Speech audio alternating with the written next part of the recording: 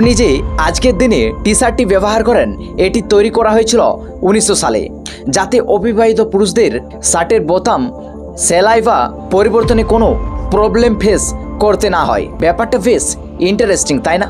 Number 2, মালদ্বীপের একটি সমুদ্র সৈকতে রাত্রিবেলায় জলের রং নীল হয়ে যায়, তাও আবার শুধুমাত্র ঢেউয়ের কারণে। ফ্যাক্ট নাম্বার 3, আপনি তো এটা জানেন যে মানুষের শরীরে লাল রঙের রক্ত উৎপন্ন হয়, কিন্তু আপনি জেনে অবাক হবেন মানুষের শরীরেও সবুজ রঙের রক্ত উৎপন্ন হয়ে থাকে।